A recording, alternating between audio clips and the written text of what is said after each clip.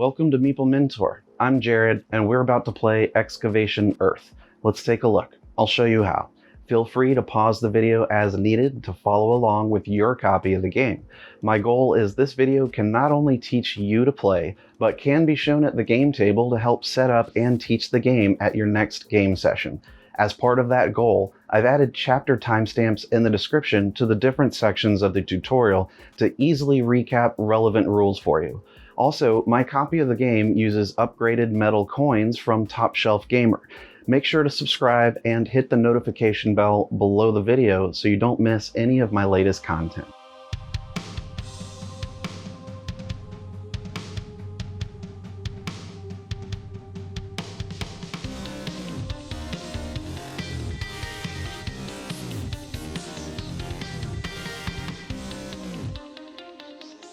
The game of Excavation Earth takes place in the far future after humanity has left Earth.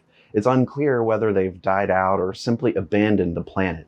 Either way, aliens from across the universe have come to explore what remains and collect human artifacts. They'll collect them from dig sites at regions around the world or through the black markets. Through collecting samples for their galleries and selling artifacts to other celestial buyers, these aliens compete to have the best human museum with the most money. The players will have to move strategically around the map to collect artifacts from various regions, manipulate the buyers in the markets, and sell effectively when their artifacts are high in demand. Additionally, use your unique alien ability to your advantage. It's a very heavy Euro game about market manipulation, set collection, and action selection. Can you manage the demand and sell at the right time, or will the other players take advantage of your market efforts?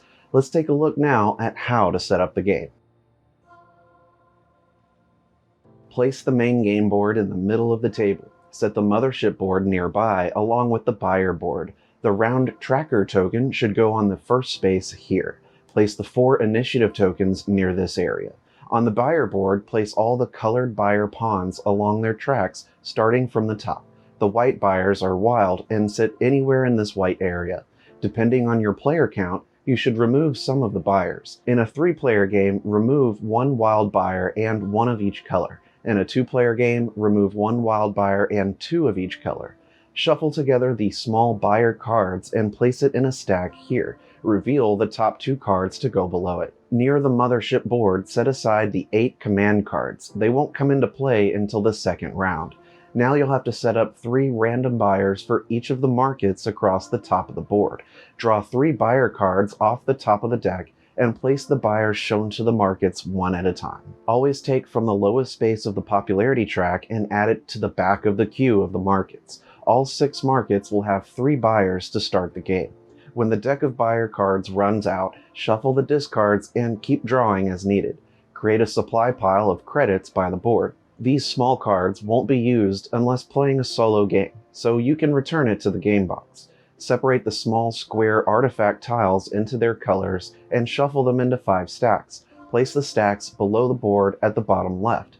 Now you'll start populating the map with artifacts. Draw a number from each stack depending on player count. Draw 3 for 2 or 3 player games and 4 artifacts for 4 player games.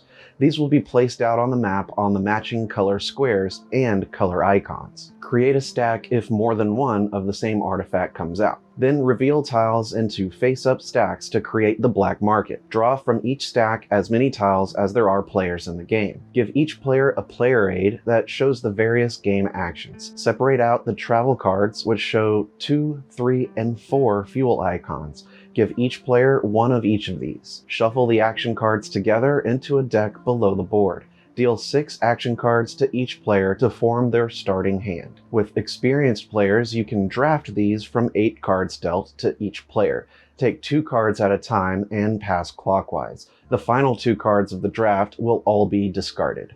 If a player starts with 4 or more cards of the same color or icon, they are allowed to discard any number of their cards and draw back up to 6. Reveal next to the action deck face-up cards in a row to form the Surveyor Forecast. Draw 1 more card out than the number of players. So in a 3-player game, reveal 4. There are 5 possible alien factions players can choose from. Each one has their own special ability and associated color components. I recommend randomizing who gets what. The pink faction board named Zoo is only used in the solo game, so you can return this to the game box. Everyone should take one faction board with the 3 explorer pawns that look like the ones pictured on their board. Then take all the colored cubes and turn order marker in the matching color. Give each player 8 credits from the supply to start with. Looking at your faction board, you'll see the initiative number by their special ability.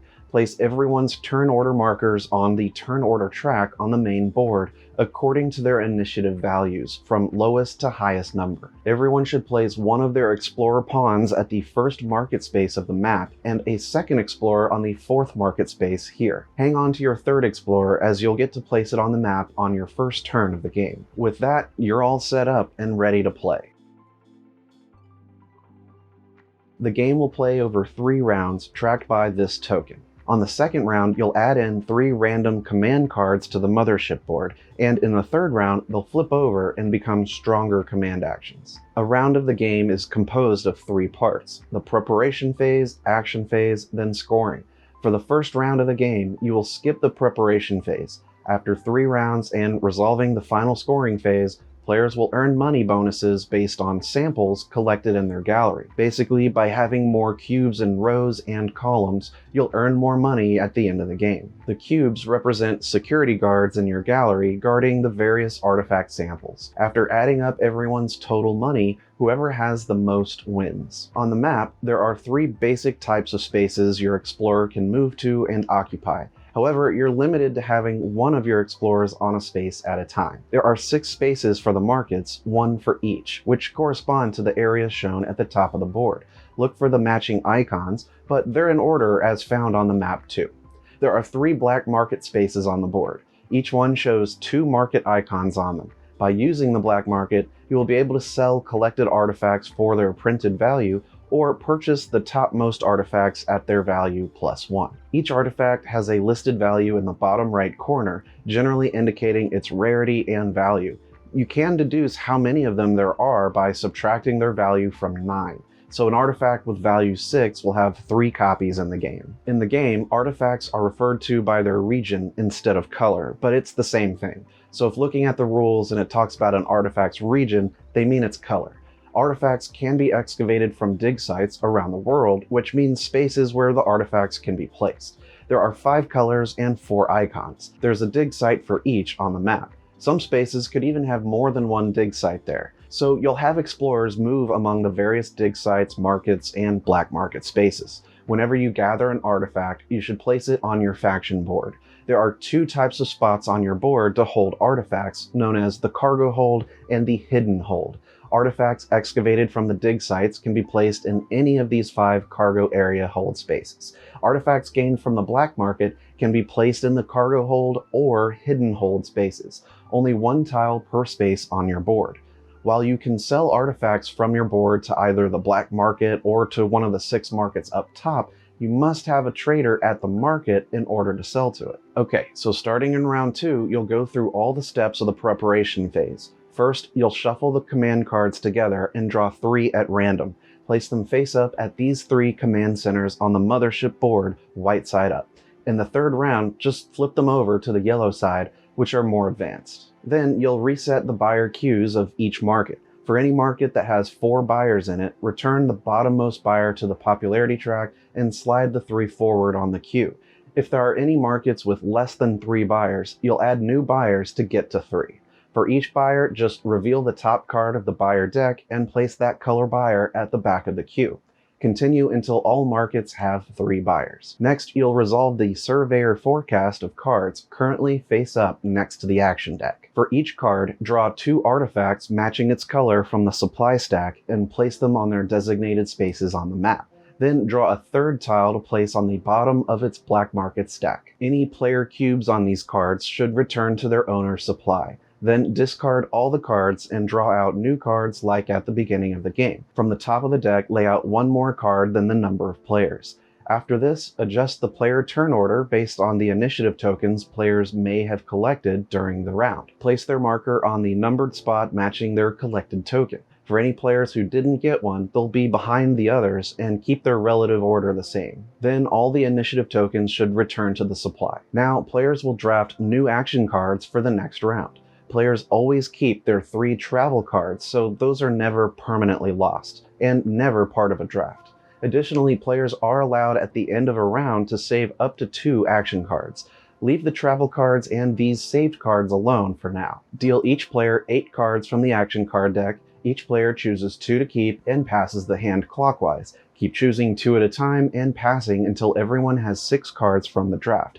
The final 2 cards will be discarded immediately. Now players can retrieve their 3 travel cards from their personal discard piles, along with any of the saved action cards from the previous round. Finally, as part of the preparation phase, cycle the black market artifacts. Simply move the top artifact from each stack to the bottom. The order of the black market stacks are important and can't be changed. Players can still look through the face-up stacks at any time in the game, as long as they don't change the order. After the preparation phase comes the actions phase. Players take turns in the player order shown on the turn order track. In your first turn of the game, place your 3rd explorer pawn on the map on any space except where your other explorers are.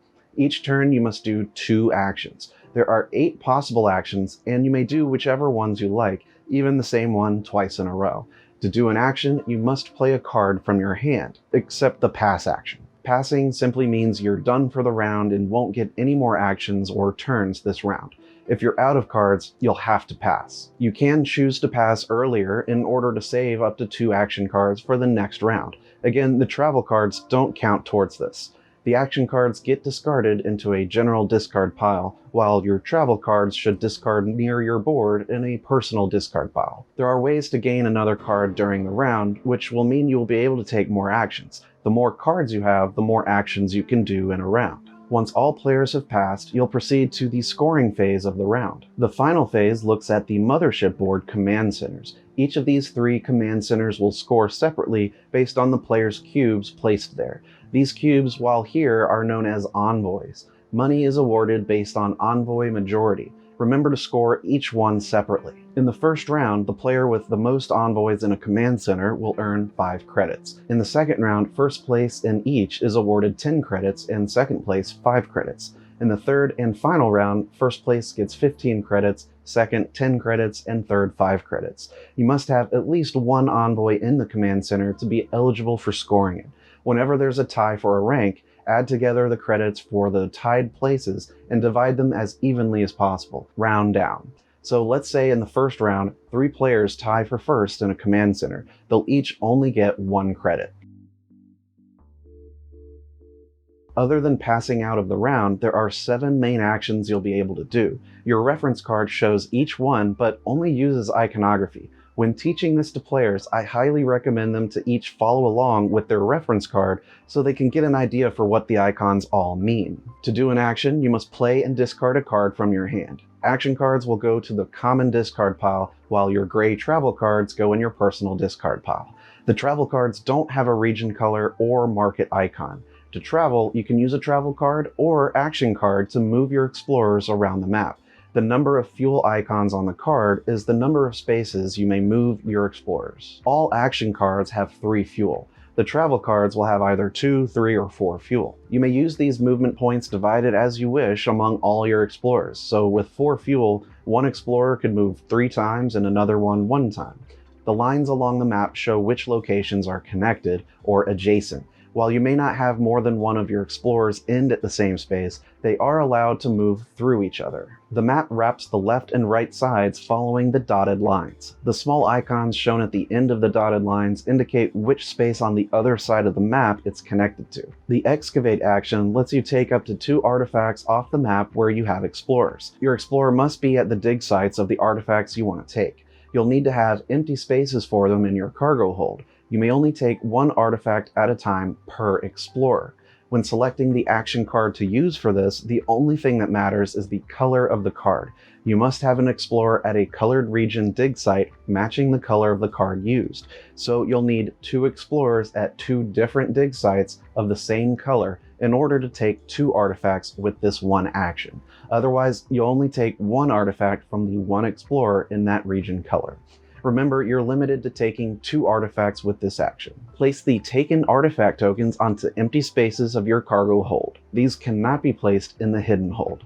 When gaining an artifact, you may take samples of it for your gallery. What that means is you can assign a crew cube to the matching space in the gallery grid on your board. The cubes become known as security guards. Find the exact space for the artifact for both its color and icon. If empty, you can place one of your available cubes there. If you have none available, you can reallocate a guard from a different space in the gallery. The option to place a guard is only available when gaining an artifact to your board. Additionally, the first time you fill each column of the gallery, you get to immediately draw a card off the top of the action deck. This bonus is only available once per column. To engage in one of the 6 markets, your Explorer pawn must first be located at it. The market icon on the map matches the market area at the top of the board for it. Taking the market action lets you engage with only one market, even if you have explorers at multiple market spaces. You must play a card from your hand with an icon matching the market where you wish to resolve the action. The color doesn't matter for this. There are 3 things you can do as part of this action, all of which are optional. You may assign one of your crew cubes from your supply or from your gallery to the trade area of the market. It becomes a trader at this market for you to sell artifacts later. While you need a trader to sell at a market, having more traders doesn't give you more money or let you sell multiple artifacts there. I'll explain more on selling next. You can choose to add a wild buyer from the buyer board to the back of the market queue. You can also choose to add a specific colored buyer to the back of the market queue too. If doing both buyers, the wild buyer must be placed first. Since the markets can only hold 4 buyers at a time, any buyers that would push off the front must be returned to the buyer board. They'll go to their designated color tracks at the highest available space for them. The sell action is unique in that it doesn't matter where your explorers are on the main map, nor which card you use to take the action. It could be a travel card or action card, since the color, icon, or fuel don't matter. You may attempt to sell up to 3 artifacts from your cargo hold or hidden hold of the same region. So up to 3 artifacts of the same color, your choice. Each market can only be sold 1 artifact per sell action, no matter how many traders you have or buyers are there. To sell to a market, you must have one of your traders there. If not, you can't sell to it. Lastly, the market you choose to sell to must have at least 1 buyer matching the color of artifacts being sold, or it could be a wild buyer. So if you have a trader in 1, 2, or 3 markets that have buyers wanting to buy the artifact color you want to sell, you can make the sale. By selling in more markets, you get a bigger bonus. The value printed on the artifacts do not matter when selling to markets. Instead, the money you earn is based on the number of buyers, number of markets, and the popularity ranking of the type of artifacts. To help you remember how to calculate your earnings, take a look at the buyer board along the bottom for details of credit payouts. The hex icons refer to money earned. First, check the popularity of the region, meaning color, shown on the buyer board. The highest revealed number in the colored tracks is their popularity. Determine its rank as either first, second, third, or 4th highest popularity. Ties for these places are friendly, but skip the ranks for the next one down. So if red and purple are tied for first, followed by orange, the orange takes 3rd place. The awarded money for its popularity rank is shown below the buyers. The most popular will earn you 9 credits, second most popular 5 credits, and third most 2 credits. Then check how many buyers are in the markets you're selling to. Only count the ones of the matching color and the wild buyers. You'll earn 2 credits per buyer. So if selling orange artifacts to these 2 markets, you're selling to 4 buyers and gain an extra 8 credits to your total. Lastly, if you're selling to 2 or 3 markets in your sell action, you'll gain bonus credits and a bonus action card. For selling to 2 markets, add 3 credits to your total. Then draw the top card of the action deck to your hand. When selling to 3 markets, gain 8 credits to your total and draw 2 cards off the top of the action deck. Choose 1 to keep and 1 to discard. So in our example, we'll gain 2 credits from popularity, 8 credits from the buyers, and 3 credits for selling to 2 markets. In all, in this sale, you've made 13 credits and gained a new action card. Discard the sold artifacts to the game box. They're permanently out of the game. After gaining these selling rewards, move all the buyers from the transaction to the mothership board. Any other buyers that were here previously can now move back to the buyer board. For each market you sold to, you are allowed to move one of your traders there to the mothership. These become promoted to envoys. Move them to the corresponding command center matching the market icon for that trader. By turning your traders into envoys, you'll be able to score the command center in the scoring phases. But you won't have the trader in the market to sell to it again. It's your choice, but this is the only time you can move your traders to the mothership. To do the command action, choose an action card from your hand to play and discard that has a market icon on it. The color of the card won't matter, nor your explorer's locations. On the corresponding market, you can assign one of your available crew cubes or security guards to it to become a trader. Then you may interact with the command center on the mothership showing that market icon. You have a choice to either place one of your cubes or remove one of your cubes. Removing a cube in rounds 2 or 3 lets you activate the command ability shown on the card next to it. Remember, you may never reassign traders or other envoys for this. They must be available crew cubes in your supply or security guards from your gallery. All of these special abilities of the command cards state what they do and are self-explanatory. Perhaps you want to buy or sell artifacts in the black market. To do that, take the smuggle action while your explorer is on one of the 3 black market spaces on the map. Select an action card with a market icon matching one of the 2 symbols on the black market space where your explorer is. The color of the card won't matter. You'll be able to buy or sell whatever color artifacts you like. When doing the smuggle action, you must either sell up to 2 artifacts from your cargo or buy up to 2 artifacts from the black market. To offload artifacts, choose up to 2 different colored artifacts from your faction board to sell. Earn credits from the supply equal to their printed values at the bottom of their tokens. Then place them at the bottom of the matching black market stack on the board. To acquire artifacts, you may choose up to 2 different colored artifacts to purchase. You may only purchase the topmost ones of the black market stacks. Spend credits to the supply equal to their printed value plus 1 for each. Place the acquired artifacts in empty spaces on your faction board. These can be placed in the cargo hold or hidden hold. If you don't have any empty spaces for them, you may not take it. Now, since you're gaining new artifacts, you may assign crew cubes to the gallery for the color and icon of the new artifacts. If out of crew cubes, your only option would be to reassign security guards. Remember that if you fill a column for the first time, you get to immediately draw an action card off the top of the deck. The last action possible is called Survey. The Survey action only takes into account the color of the action card you use. You'll place your action card in the Surveyor forecast and remove one that was there. You may not choose a card that has a cube on it. After placing your action card, place one of your crew cubes on it. So the number of times the survey action can be done in a round is limited in this way. Next, you should claim the lowest numbered initiative token to become first player or closest to first player available. This is the only way to change your turn order, which comes into effect in the next round. Next, draw 2 artifact tokens off the top of the supply stack corresponding to the color of the action card you just placed. Choose one of them to go to the map on the matching dig site. For the other, you may either shuffle it back into the supply stack or pay double its listed value to purchase it immediately and store it in your cargo hold. If you buy it, you may take a sample by placing a crew cube in the gallery for its color and icon. If you run out of artifacts in the supply, you're just done, since the sold ones are out of the game. By doing this action, you're also going to affect the color artifacts that will come out in the next round during the preparation phase. In the third round of the game, you won't need a surveyor forecast of cards since the game will end without needing to populate the map again. So when doing the survey action in the third round, simply play and discard your card to draw the 2 artifacts. No crew cube is needed, nor will you have to take an initiative token. The end of the game and final scoring happens after you resolve the Mothership Command Center scoring of the third round. Remember that with the command centers in this final round, 3 places are scored for each. First place gets 15 credits, second place 10 credits, and third place 5 credits. Each command center is scored like normal.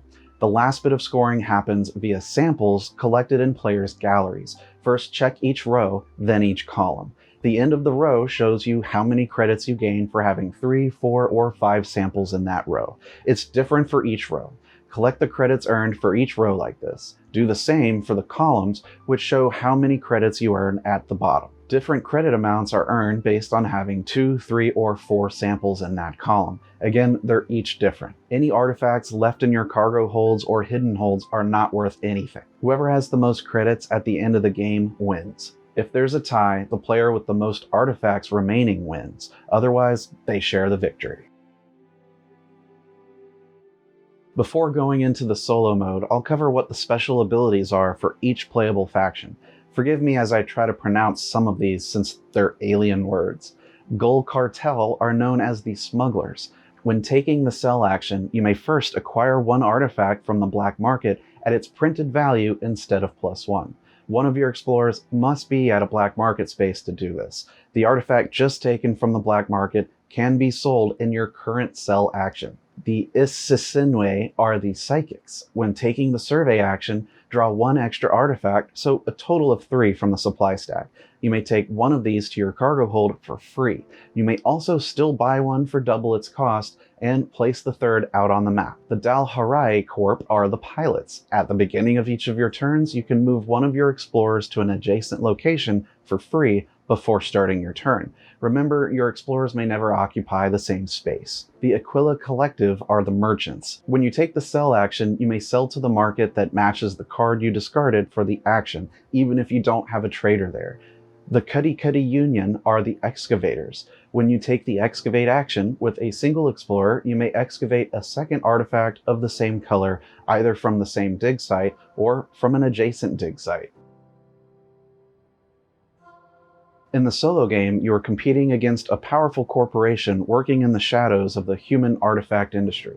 Everyone are clones of the CEO. The company, CEO, and clones are collectively known as Zoo. Zoo is everywhere and nowhere. They have secret dealings and tricks up their sleeves to bypass regulations and taxes imposed on the collection and sale of Earth artifacts. They're feisty. Set up your game like you would for a 2-player game. Give Zoo its own special faction board. They don't get any explorers. Don't give Zoo travel cards or any action cards to start with. Give Zoo a full set of crew cubes from one of the unused factions. It can use a second set if it runs out. Zoo starts with 8 credits and its starting turn order is based on its printed initiative versus yours. Take the small Zoo cards and separate them into 6 piles by their type. Shuffle them separately. From these piles, you'll create face-down decks, 1 for each round.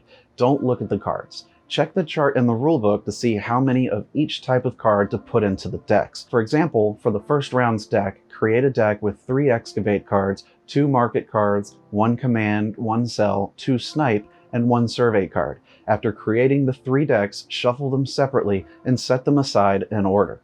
Place the first round's deck on their faction board. Zoo will assign security guards like a human player would when gaining artifacts, and scores the gallery at the end like the human player does. However, Zoo will never reassign security guards. Zoo has an unlimited supply of crew cubes, while the human player does not. Zoo has 2 governing priorities when making choices to complete actions. The first is called the biggest influence swing. When looking at the command centers, he will prioritize the one that will cause the biggest credit change. So wherever the envoy count between you and Zoo is the smallest is where he will go. In this order of preference, Zoo would place an envoy in an empty command center. Next, he'll look at command centers where placing an envoy will tie you for majority. Then he'll look for a center where placing an envoy will break a tie in its favor. Then he'll place where an envoy will reduce your lead. Then he'll look to place an envoy to increase its own lead. And finally, it would be a random choice among the tied centers. As far as choosing between different markets, he'll choose to place a trader in the most lucrative market. The priority order considerations goes like this. First, he looks at the market with the most buyers interested in artifacts of the most popular color he has. Then he'll look at the market with the most of your traders, as long as Zoo also has at least one there. Then he'll look at the market that causes the biggest influence swing in the corresponding command center, if Zoo's traders get promoted to envoys. Lastly, it will be a random choice among the tied markets. During the preparation phase of rounds 2 and 3, follow the core rules, but apply the following changes. Prepare Zoo's new round deck by flipping his discard pile from the previous round face down and shuffling it. Then take 3 random cards from that pile and shuffle them into the next round's set aside deck. The rest of the discards can be removed from the game without looking at them. Place the new deck on his faction board. Deal 9 action cards to yourself instead of 8, and don't deal any to Zoo. Choose 2 cards to keep, then shuffle the remainder and discard 2 at random.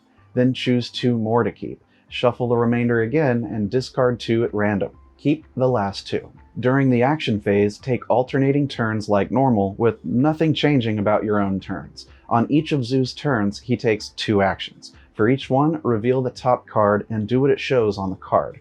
Place it face up in the discard pile. Zoo will stay in the round until his deck is empty.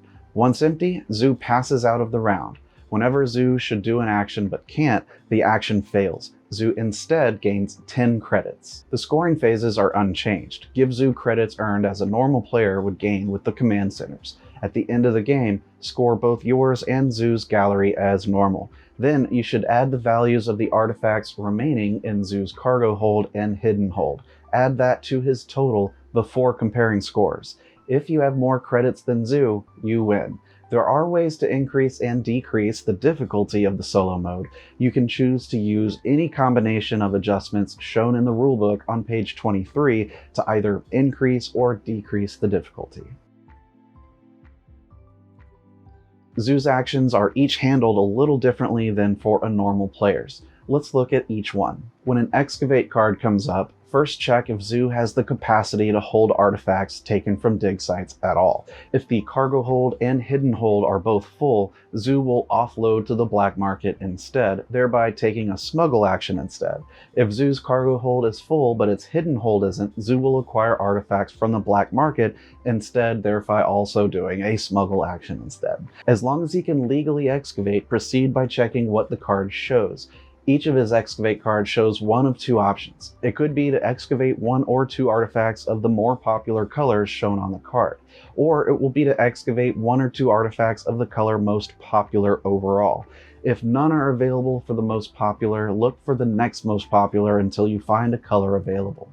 If choosing between multiple colors tied at the same popularity level, follow this priority list. First is the color where Zoo can excavate 2 colors instead of only 1. As long as he has room to store both. Second, he'll look for the color that he doesn't currently have any of. Then he'll look for the color that you have the fewest artifacts. Last would be a random choice between the tied colors. Once the color is chosen, Zoo ignores artifacts he already has samples of or copies of. Choosing which artifacts off the map follows this priority. First, taking artifacts that you don't currently have samples of. Then artifacts with the fewest copies presently on the map. Then he'll take the artifacts with the highest listed value. Lastly, it would be a random choice between the tied artifacts. Place any acquired artifacts in its cargo hold. Zoo immediately places samples in his gallery. Zoo only takes the smuggle action when he's unable to follow through an excavate action. Which type of smuggle action he takes is dependent on what Zoo failed to do during the excavate action. When he acquires from the black market, he only chooses 1. The color will be the same color he chose to excavate, even if it was different than the first choice. Zoo must spend credits equal to the artifact's value plus 1, like you. The artifact must be one that Zoo doesn't already have a sample or copy of, and Zoo must be able to pay for it. If he can't gain it, he'll look at the next color's tile, moving from left to right, and wrapping back again if needed. If there are no valid artifacts, Zoo will offload to the black market instead. When successfully paying for an artifact, he places it in his hidden hold. If that's full, it'll go in the cargo hold instead. Then he'll add a security guard to the matching gallery spot. If Zoo should offload artifacts but can't, he'll just gain 10 credits instead. If able to offload, he'll do 2 artifacts of different colors, always choosing the most valuable pair possible. If he has only 1, he only offloads 1. If there's a tie for artifact value, Zoo follows this priority list. First, he'll choose artifacts in the cargo hold before artifacts from the hidden hold. Second, he'll choose artifacts in ascending order of color popularity, lowest to highest. Lastly is just a random choice between the tied artifacts. With Zoo's market action card, check to see if he has traders in each market already. If so, he just gains 10 credits and is done. Otherwise, Zoo will assign 1 or 2 crew cubes as traders to different markets where he doesn't have any. Follow this priority. First is the market with the most interested buyers of the most popular color that Zoo has available to sell. The second is the market that results in the largest influence swing if his trader were to become an envoy. Lastly would be a random choice among tied markets. After placing the 1 or 2 traders to the markets, he'll add 1 wild buyer and 1 colored buyer if possible. To determine which color is added, first it will be the most popular color that Zoo has at least 1 artifact available to sell.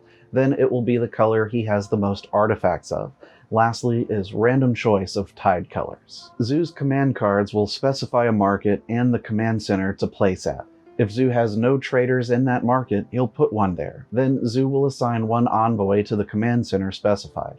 The sell action for Zoo is done unless he has no artifacts to sell or there are no interested buyers in any markets where he has traders. In that case, he'll just take 10 credits. Otherwise, he chooses artifacts to sell of the color he can sell to the most markets up to a maximum of 3.